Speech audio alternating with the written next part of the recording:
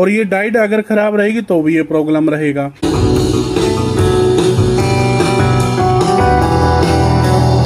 दोस्तों आज ये हमारे पास एक टावर स्पीकर रिपेयरिंग के लिए आया था और दोस्तों प्रॉब्लम इसमें ये थी कि जैसे इसको लगाते तो बहुत ज़्यादा ये साउंड करता है। ये देखिए यहाँ से मैंने लगा दिया है वायर।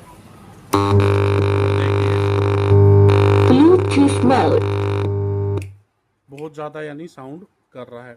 तो दोस्तों इसको करेंगे हम रिपेयर। अगर आपके सामने भी ऐसी प्रॉब्लम आती है तो इस वीडियो को पूरा देखना दोस्तों, आप अच्छे से मान लो इसको रिपेयर कर पाओगे, ठीक है। नहीं फिर बाद में वीडियो देखते रहना भाई कहाँ मिलेगी कहाँ नहीं।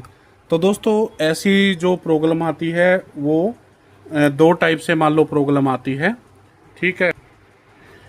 तो ये दो टाइप से प्रॉब्लम आती है दोस्तों। या तो आपके जो कैपेसिटर होते हैं वो मान लो लूज होते हैं। तो यहाँ पे देखिए दोस्तों दोनों कैपेसिटर को देख रहा हूँ तो एक सही है और एक ज़्यादा हिल डुल रहा है, ये देखिए। तो सबसे पहले तो दोस्तों इसको फिक्स कर लेना है।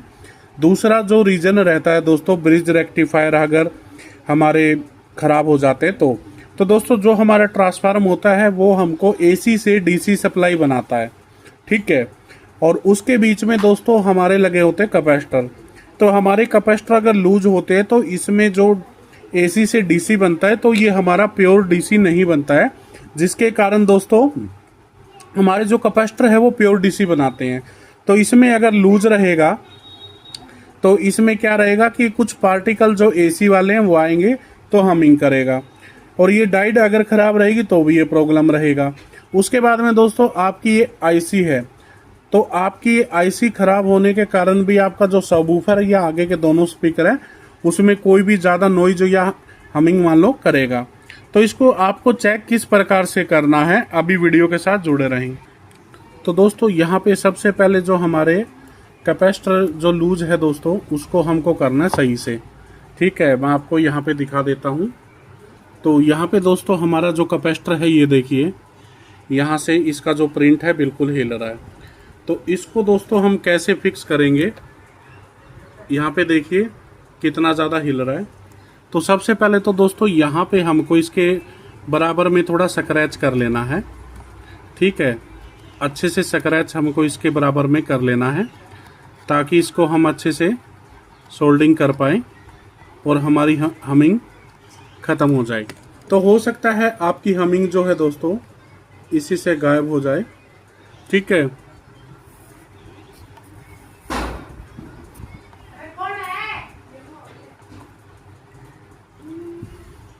तो यहाँ पे दोस्तों एक पॉइंट को हमने कर लिया है और दूसरा दोस्तों यहाँ पर पहले ही एक जम्फर लगा रखा है। तो अभी हम इसको ऑन करके देखते हैं कि अभी भी